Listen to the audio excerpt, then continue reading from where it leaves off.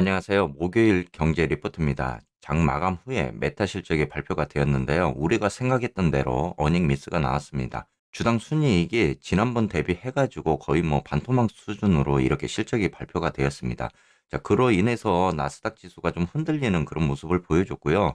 대표적인 기술주들의 어닝 미스로 인해서 이렇게 기술주들의 주가 움직임이 좀 좋지 않게 흐르고 있습니다. 요즘 여러분이 이제 가장 많이 하는 질문 중에 하나가 이 경기 침체가 오느냐 이런 이야기를 하는 것 같습니다. 사실 지금의 이제 경기 동향을 보면은 경기 침체의 징후가 좀 쌓여가고 있다라는 그런 생각이 들고 있습니다. 지금 현재 이제 여러분이 보고 계신 차트는 이 3개월 채권 금리와 10년물 채권 금리를 이렇게 보고 계시는데요. 자, 10년물 채권 금리가 어제 잠시 하락으로 전환을 했다가 지금 다시 소폭 상승하는 이런 모습을 보였습니다. 자, 지금까지 세계 최대 경제가 침체에 빠질 거라고 의심했던 사람들도 적어도 이 확산을 좀 생각을 해볼 수 있는 그런 상황인데요. 자, 이렇게 화요일과 수요일에 좀 상황이 좀 바뀌었습니다. 3개월 금리가 10년물 금리보다 높게 이렇게 거래되고 있는 지금 이런 모습입니다.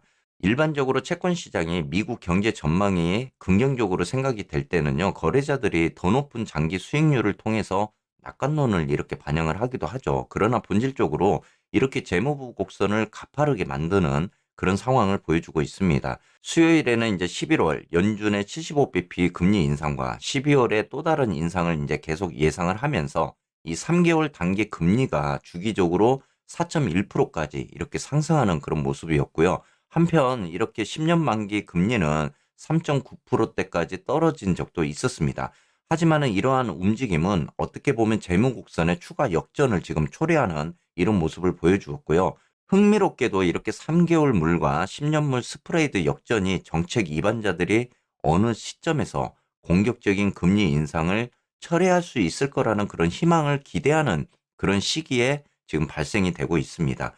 자, 예를 들어서 이 12월에 우리가 이제 예상할 수 있는 게 50bp의 금리 인상을 가져가느냐 또는 75bp의 금리 인상을 가져가느냐 이 기대 사이에서 어떻게 보면은 좀 움직임이 있다. 이렇게 이제 우리가 예상을 해볼 수 있을 것 같습니다.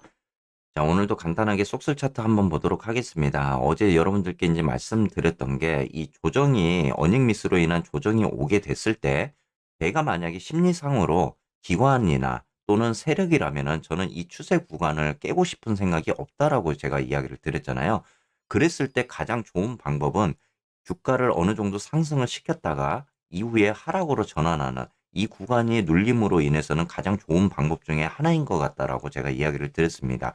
자, 그 이유는 이렇게 주가를 상승을 하다 보면 아무래도 지금 위에 있는 숏 포지션, 하락에 베팅하고 있는 이 매물대를 좀 더 부술 수 있는 그런 상황도 벌어질 것 같고요.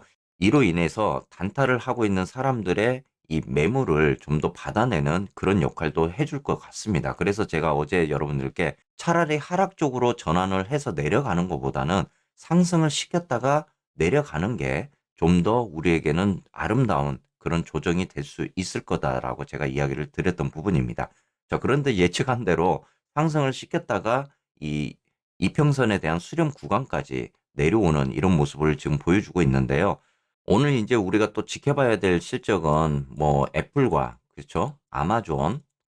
아마존의 실적, 그리고 인텔의 실적입니다. 자, 어떻게 보면 이 두 가지는 또 기술주에 대한, 그렇죠? TQ에 대한 주가를 움직일 수가 있고, 인텔 같은 경우는 이제 속설에 대한 주가를 움직일 수 있는 그런 종목들인 것 같습니다. 자, 이 세 가지의 종목이 과연 오늘 이제 실적에 있어서 어떤 역할을 해주느냐에 따라서 또 TQ라든지 속설에 대한 주가의 향방이 상승과 하락에 대한 뭐 길목이 있다. 이렇게 볼 수 있을 것 같고요. 거기에 내일 있을 개인 소비 지출 PC에 대한 지표 발표입니다. 그렇죠? 이 지표에 대한 구간이 또 얼마만큼 또 둔화적인 그런 모습이 나왔는지 또는 상승적인 그런 모습이 나왔는지에 따라서 이번 주 주가 향방에 대한 결과물을 내놓을 걸로 이렇게 생각이 듭니다. 자, 그렇다면 오늘과 내일을 어떻게 보면은 이제 주가 향방에 있어서 가장 좀 중요한 그런 구간이 될 것 같고요. 이 구간을 이제 우리가 어느 정도 버텨내면서 이평이 깨지지 않는 그런 구간으로 간다고 그러면은 이렇게 됐을 때 이제 우리가 단기 랠리적인 부분을 희망적으로 가져갈 수 있다라고 이렇게 볼 수 있을 것 같습니다.